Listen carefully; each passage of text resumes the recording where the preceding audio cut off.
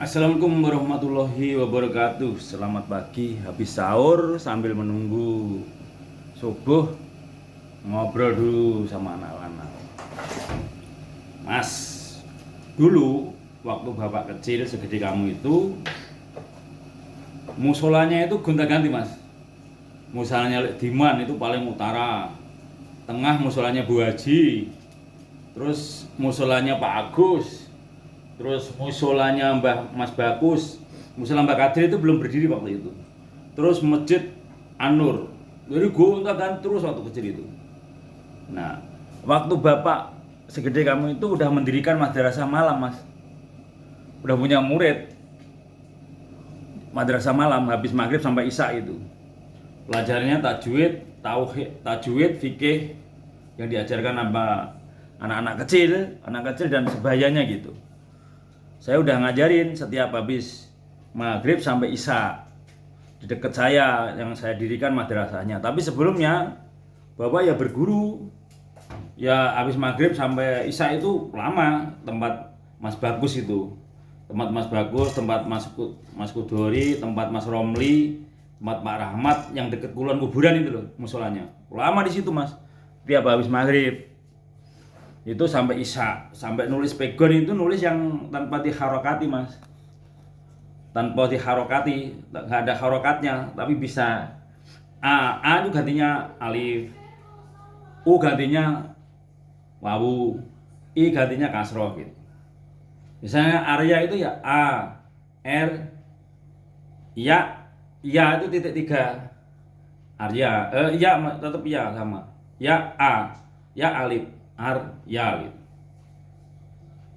Nah, Krishna kaf R Y Kri S N alif. Nah, jadi kalau gantinya A itu alif, gantinya I itu kasroh, titik ngisor itu, titik dua bawah, gantinya U itu untuk wawu, gini, wawu itu gantinya U.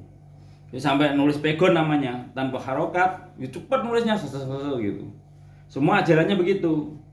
Dan saya bersyukur nih kepada Mas Rahmat matur suwun sudah ngajarin kami waktu kecil, Mas Bagus matur suwun, Mas Kudori matur suwun, Mas Romli, terutama Mas Romli itu. Wah, Mas Romli lu ngadain kegiatan-kegiatan banyak macamnya.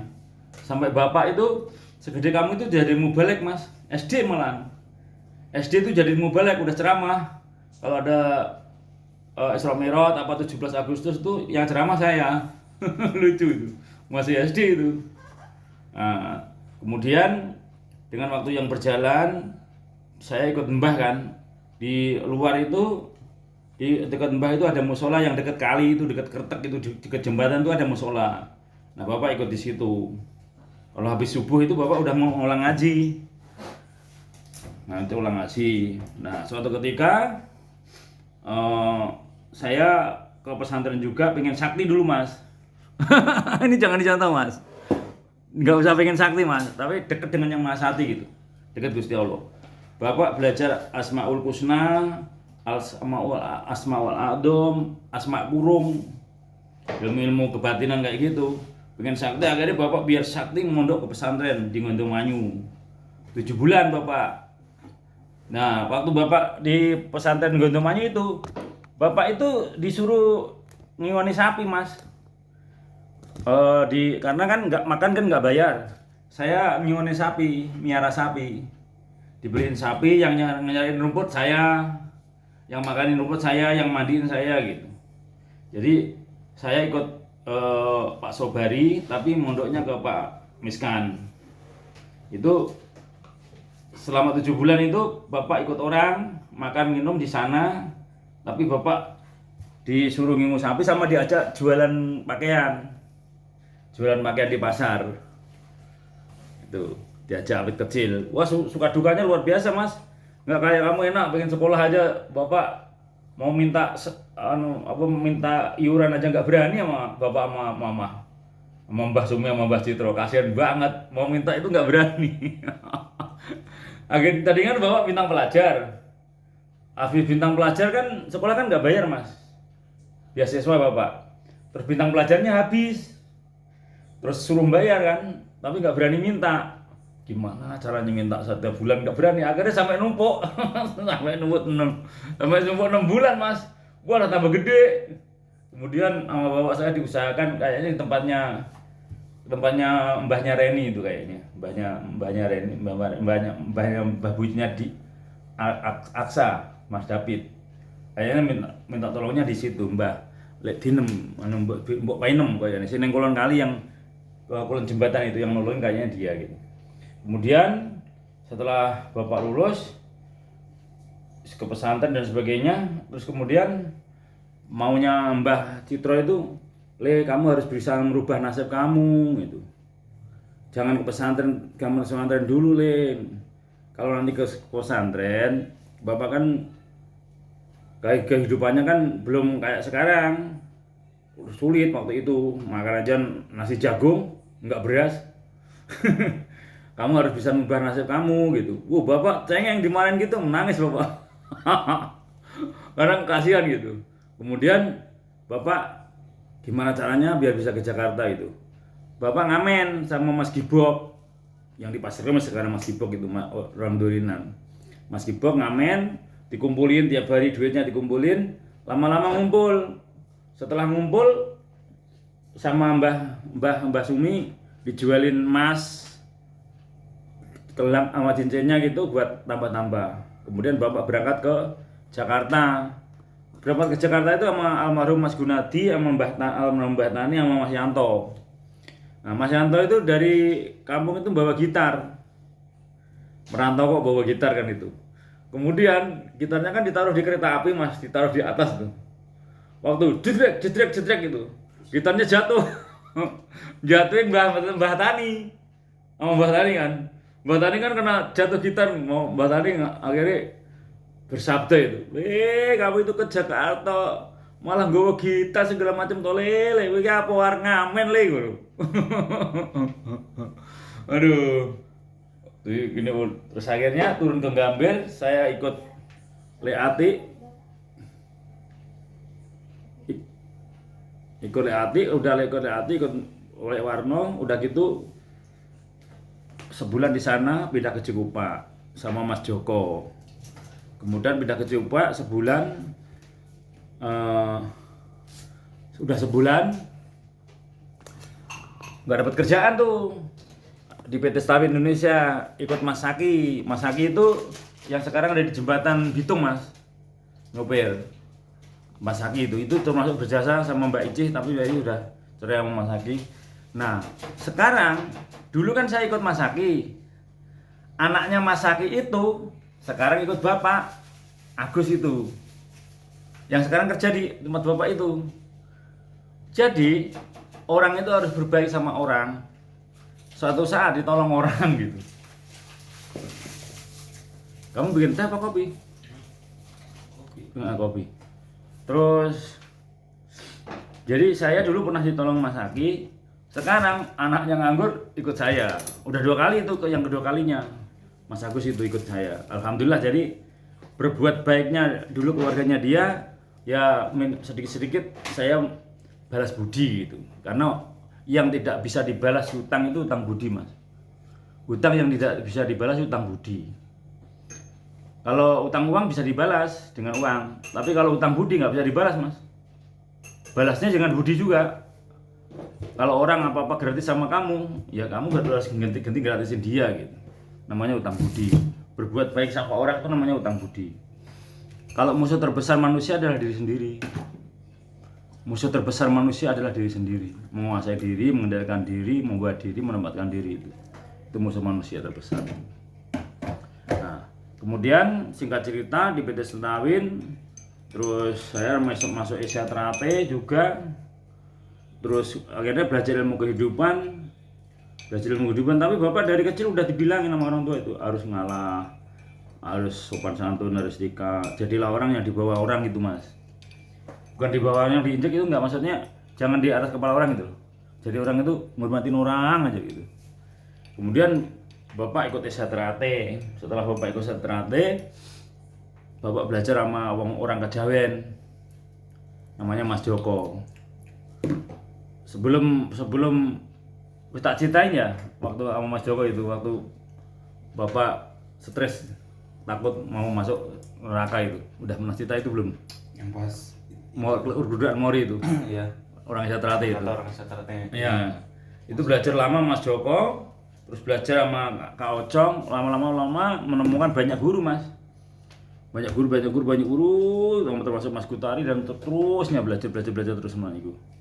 Nah, lama-lama terus akhirnya Bapak itu setelah itu juga pacarnya banyak, Mas. Makal Bapak, jangan dicontoh itu. Jangan dicontoh. Bapak kan ganteng. Pacarnya banyak. Di kampung yang pertama dan yang terakhir itu sebelum mama itu orang yang cantik sekampung itu udah pernah Bapak pacarin yang di kampung. Wah, cantik banget, tapi masih saudara. Tapi sekarang udah almarhum, udah ke surganya Allah. Itu yang pertama. Dan yang sebelum mama itu namanya dekat dengan Bapak itu masih saudara juga. Kemudian Bapak merantau karena bukan jodoh kan. Itu lama-lama Bapak ngelihat mama itu, wah cantiknya minta ampun itu. Bapak nangis berat tapi bingung, nggak berani deketin. Lucu kan? Seneng tapi nggak berani deketin. Kalau Bapak sih malam kan dapat mie itu. Saya tinggalin di bangkunya dia menjahit di PT Starwin. Dia kan jahit. Saya tinggalin, kalau saya malam itu saya tinggalin di bangkunya gitu. Nggak berani deket tapi merhatiin gitu. Seneng-senengnya cuma seneng apa ya, belum, masih cinta monyet, belum berani deketin. Terus saya pengen deketin, sulit mama itu dideketin. Mama itu hebat itu, nggak gampang dideketin cowok gitu. Dia syaratnya kalau mau jadi pacar dia itu harus ke tempat Mbah Lumajang dulu. Nggak main-main gitu, nggak mau dimain-mainin cowok dia. Prinsipnya gitu. Terus akhirnya tiba-tiba mama itu pindah kerjaan, Mas. Waduh, Bapak stres itu. Gimana ini? Gak tahu di mana rimbanya kan? Enggak pacaran belum deket, Mas. Baru seneng-seneng gitu. Belum sampai surat-suratan, dulu belum ada HP. Surat-suratan adanya, pakai surat. Belum ada HP. Kemudian gimana caranya? Enggak ketemu lama. Ada 7 tahun kali atau 9 tahun itu. Enggak ketemu mama itu. Wah, Bapak udah nyari pacar pengganti yang mana yang bisa jadi istri saya gitu. Bapak seneng pacaran ditinggalin gitu. Pacaran ditinggalin. Akhirnya Bapak kan stres saya. Bapak berdoa itu. Berdoa dalam batin saya, ya Allah, kalau Endang Wahyuni masih ada, dekatkan dengan saya gitu. Seminggu kemudian ketemu itu, Mas, di toko lamporan. Mama waktu itu pakai kaos biru itu. Wah, Bapak karena seneng kan, Bapak nggak bisa ngomong. Kalau sama yang dicintai itu nggak bisa ngomong, Mas. Wah, malah keringet dingin tuh Bapak. Mama itu keringet dingin. Wah, gimana? Aku mau ngomong, padahal Bapak pintar ngomong, tapi sama mama itu, tinggal di mana? Satu kata di belakang kecamatan. Boleh nggak saya main? Boleh. Terus saya main. Wah, udah, karena boleh main. Bapak waktu itu rambutnya udah panjang nggak panjang sih, udah dipotong kali. Langsung Bapak dandan, tiap hari ganteng terus, setir, bajunya dimasukin rapih terus gitu pokoknya. Necis gitu. Bapak apel terus itu. Apel terus. Setelah sekitar 7 bulan itu Bapak diajak main ke Mbah Lumajang. Waktu diajak Mbah Lumajang itu Bapak nggak langsung ke Mbah. Nggak boleh. Kalau orang dari sini ke sana itu satu mobil langsung nginep di rumahnya nggak boleh. Disangkanya di sini udah ngumpul, takut prasangkanya orang kampung. Padahal di sini juga nggak ngumpul. Cuman pulangnya Bapak dititipin dulu ke pamannya. Bapak dititipin ke paman, Mama baru ngomong ke keluarga, saya sama Mas Agus. Tapi Mas Agusnya lagi dititipin di Pak Le. Ya udah besok dijemput. Besoknya baru dijemput saya. Baru besok dijemput, akhirnya ketemu keluarga. Sama Mbak nggak boleh pulang kalau nggak nikah sekalian. Wah, Bapak belum siap kan. Bapak ngomong, Mbah, Bapak belum kalau tidak siap nopo-nopo. Udah Bapak siapin semua gitu. Biayanya udah disiapin Mbah semua. Terus akhirnya Bapak ngurus surat 1 hari doang, Mas. Ngurus surat nikah 1 hari aja. Pulang ke Ngawi sama Mas Bagus itu berjasa itu dalam hidup saya. sama Mas Bagus suruh ngurusin surat. Mas Bagus tolong ngurusin surat saya gitu. Udah beres diurusin dari jam 8 sampai jam 4 sore. Bapak balik lagi ke Lumajang, besoknya nikah. Alhamdulillah udah nikah. Singkat cerita pulang ke sini kan orang heboh. Wah kenapa nih, wah mendadak. Oh iya saya lagi main dinikahin sama mertua. Akhirnya semua orang bikin undangan. Nah, sama Bu Haji dinikahin di sini di Lamporan. Kok dinikahin? Diramein bukan dinikahin, diramein. Keluarganya Bu Haji semua dikerahkan untuk ngeramein. Tamunya banyak juga itu Mas. Karena Bapak kan pintar bergaul gitu. Kalau ini bukan sombong, maksudnya Bapak bergaulnya banyak bergaul Bapak. Dari saya terlatih juga gitu kan. Dari teman banyak banget. Terus sampai beli rumah ini kekurangannya ya dapat salah satunya dari biaya dari situ. Makanya gini, Allah itu ingat-ingat Mas, selalu mencukupi kebutuhanmu. Bila mana dirimu itu udah benar, pikiranmu benar, hatimu benar gitu. Pikirannya nggak jahat, hatinya nggak jahat, kebutuhanmu nanti dicukupi itu. Karena saya beli rumah itu DP-nya dicicil sampai 5 kali. Terus kekurangannya habis nikah bisa ngenepi 5 juta. Udah gitu dulunya sebelumnya gini di kontrakan itu. Kan di atasnya kan masih bilik. Dudu tikus, asal tidur dudu. Ntar bangun gitu.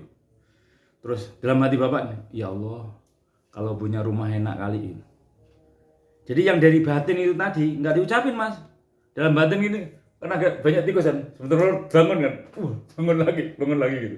Terus dalam hati, ya Allah, kalau punya rumah enak kali. Kemudian ketemu Mas Ranto yang ngurus rumah Mustika ini. Mas ngambil rumah bisa dicicil, ya udah. Akhirnya punya rumah. Terus pindah ke sini tahun 2002 kalau nggak salah. Pindah kedua kamu belum muncul, masih kosong 5 tahun, kamu belum muncul. Itu menebusan masa karma. Bapak dosanya banyak waktu itu. Dosanya banyak karena Bapak juga pernah ninggalin cewek. Bapak juga ditinggalin cewek gitu. Kalau nggak seneng, Bapak tadinya seneng terus akhirnya nggak seneng kan? Itu jangan main-mainin cewek, nggak boleh Mas. Kalau seneng cewek satu udah. Saling jangan gak seneng banget jangan dijadiin pacar. Kalau nggak dari hati. Tapi nanti kalau misalnya putus cinta, jangan sedih. Itu tandanya mau diganti yang lebih baik. Makanya Bapak sering putus cinta dulu. Gonta-ganti gitu. Mana mau mencari jodohnya, intinya mau nyari mama ini. Ganti dulu ibaratnya gitu. Nyari jodoh. Kalau dia cantik, sayanya di bawah saya, ganteng saya, cantiknya dia itu di atas ganteng saya itu. Saya dibuat mainan sama cewek itu. Seneng, nanti udah lama tiba-tiba ditinggalin kita. Waduh. Dibuat mainan cewek. Terus akhirnya Bapak minta, ya Allah carikan jodoh yang standar saya. Sekolahnya standar saya, gantengnya, apanya semua itu. Alhamdulillah ketemu mama itu gitu. Kalau jodoh nggak kemana, makanya biasanya hidup itu diatur. Kalau jodoh nggak kemana, kalau rezeki nggak kemana. Jodoh, rezeki, pati itu udah ditakdirkan Mas. Jangan gelisah masalah 3 itu, tapi harus dicari, ya usaha, ya kerja gitu.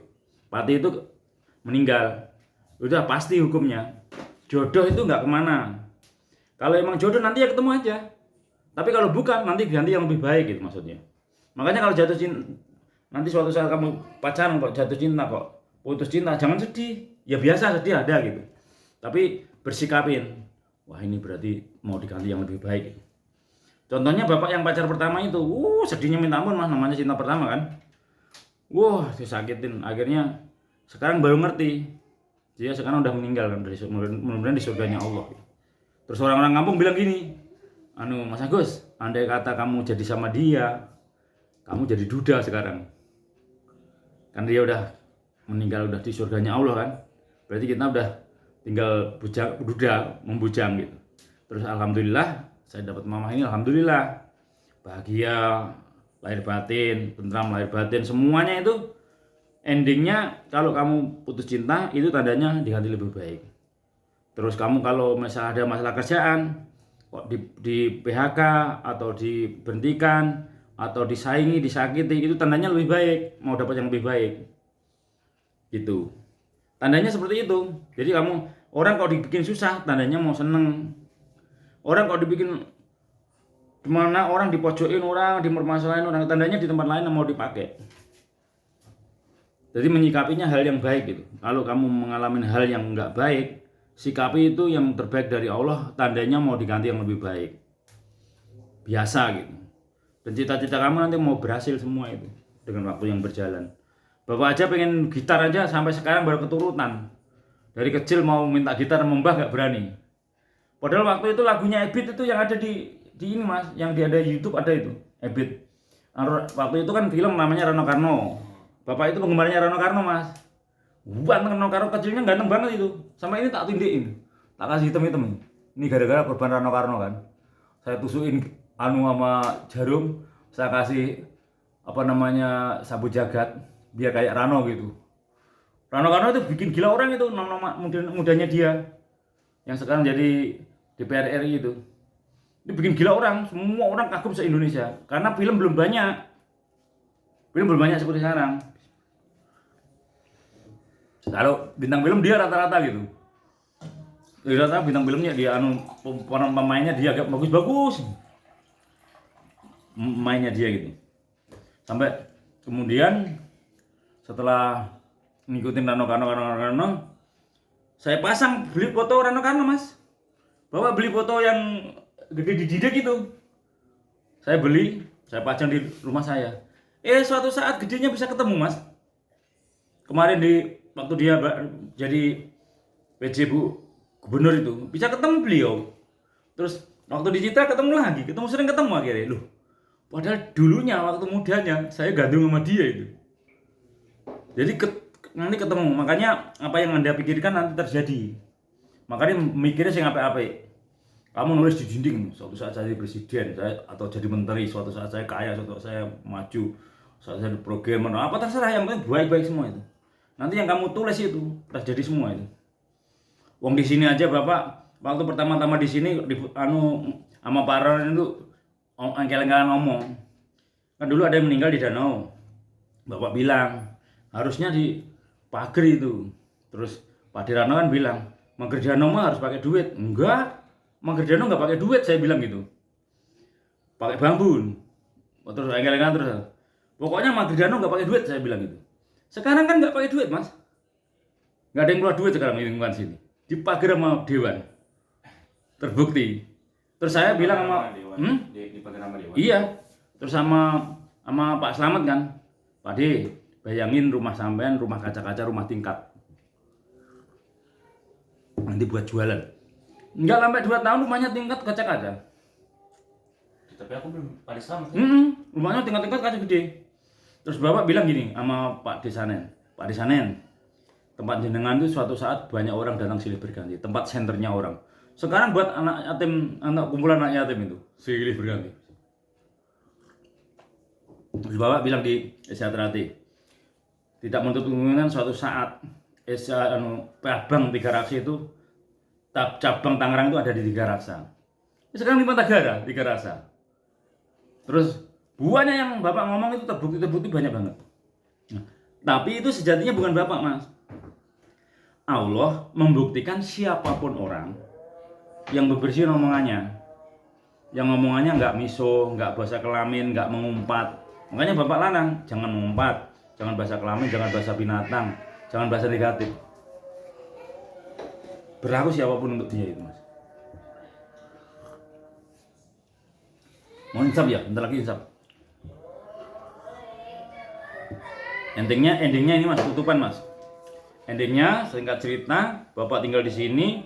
Bapak tinggal di sini sekitar 1 bulan. Bapak penasaran main film Mas. Bapak main film ya bisa main film, masuk di SCTV Indosiar itu, di SCTV itu dulu udah masuk, sering masuk TV Bapak. Terus Bapak, saya ingin main film di Angling Dharma itu. Udah 3 bulan Pak, kamu belum muncul, kamu belum lahir. Temanten baru itu, Mama sendirian. Saya juga tega waktu itu, cuman Mama baik memang. Mama itu gini, biar suami saya hilang penasarannya gitu. Saya dibolehin main film, seminggu pulang, 2 minggu pulang. Sekali setelah main film itu di Angling Dharma, di Gunung Misteri, Gunung Berapi itu Mas, tapi masih jadi figuran-figuran. Terus kemudian habis main film itu Bapak nganggur 10 bulan. Nah, di saat sebelum bulan nganggur itu Bapak ikut serta mendirikan latihan Hesiaterate, melatih Hesiaterate. Bapak manfaat banget waktu nganggur itu. Terus alhamdulillah, singkat cerita Bapak kerja kembali. Terus Bapak akhirnya ketemu kok hakim itu dibilangin kalau kamu hidupnya pengen mulia berbakti sama ibu. Kemudian Mbah Sumi saya cuci kakinya, terus yang segera saya minum yang membuat mandi, saya jadi pengusaha bordir, kamu lahir 3 orang lahir. Jadi kuncinya surgamu itu di bawah telapak kakinya Mama Endang Wahyuni. Suksesmu suatu saat itu di bawah kakinya beliau itu. Suatu saat kamu kalau dari hatimu pengen nyuci kaki, cuci. Yang segelas minum yang lambat mandi, tapi jangan saya suruh, munculnya dari hati sendiri gitu, kayak Mas Dwi. Ternyata temennya Mas Dwi lebih gila lagi Mas. Temennya Mas Dwi kan mau nyuci, namanya Mas Jena kemarin yang ngobrol malam minggu tuh, yang dia mau dari sini mau pulang ke Lampung mau nyuci kaki ibu, sekali itu nggak bisa nyuci Mas. Berani nggak, pulang lagi ke sini nggak jadi nyuci, waduh. Lagi Mas, pengen nyuci kaki ibu, pulang lagi, sampai sana nggak berani lagi, sampai 3 kali itu baru berani. Itu ada peristiwa beraninya itu karena anaknya lahiran atau anaknya mau lahir gitu, baru ada alasannya baru berani itu, nggak langsung berani. Makanya Mas Dwi itu juga sama, berani nggak, udah mau pakai kesempatan dia ke sini gitu. Pas habis nyuci ada masalah, mumet semua, tapi akhirnya ada jawaban, akhirnya baru ngerti, alhamdulillah. Mas kemarin kan ngobrol di situ yang rame itu. Malam minggu itu ya cerita itu. Tak ceritain, dia juga seneng motivasi dari saya gitu. Nah, itu intinya gitu Mas. Jadi sukses kamu itu di bawah telapak kaki mamamu, kamu berbakti nyenengin karena Bapak udah lama dulu ahli masjid. Bapak itu ahli masjid ke masjid aja, tapi belum berbakti sama ibu. Hidupnya sulit. Setelah nyenengin mama, setiap bulan dikaji, tanggal 1 juta, tanggal 15 juta, di luar uang muslim 5 juta, 10 juta, 6 juta, kan kaya waktu itu Bapak. Sampai 60 juta, akhirnya bikin rumah itu, baru kehidupan Bapak terbuka. Sebelum ngupainin mama, sebelum ngupainin mbah, sulit berdua kerja, belum punya anak, nggak cukup buat makan. Nah itu, tapi Bapak belum tahu, nggak ada yang ngajarin. Padahal berdua udah kerja. Karena udah hisap ya, kita tutup. Padahal benar-benar kerja tapi belum makan. Kerja tapi belum cukup karena nggak berbakti sama ibu. Setelah berbakti sama ibu cukup. Karena ini udah hisap, terima kasih. Semoga ada manfaatnya, obrolan ringan. Ada manfaatnya untuk kita semua. Gusti Allah ridho, suara mendukung. Bila ada salah minta maaf. Bukan bermaksud untuk menggurui atau menasihati, hanya sekedar berbagi sharing, mencerahi anak. Dan mudah-mudahan semuanya berguna bagi kita semua. Nah ini Mas Arya. Siap Mas? Lebih baik daripada Bapak ya. Amin amin ya rabbal alamin. Sukses selalu. Amin. Semoga anak Bapak sehat selalu, panjang umur, murah rezeki, tercapai segala cita. Sehat selamat, panjang umur, murah rezeki, tercapai segala cita. Menjadi anak yang berguna bagi nusa bangsa dan agama, punya nama di seluruh penjuru dunia. Amin ya rabbal alamin. Dan anaknya panjenengan semua juga begitu ya. Selamat, panjang umur, murah rezeki, tercapai segala cita, punya nama di penjuru dunia, berguna bagi nusa bangsa dan agama. Assalamualaikum warahmatullahi wabarakatuh. Assalamualaikum.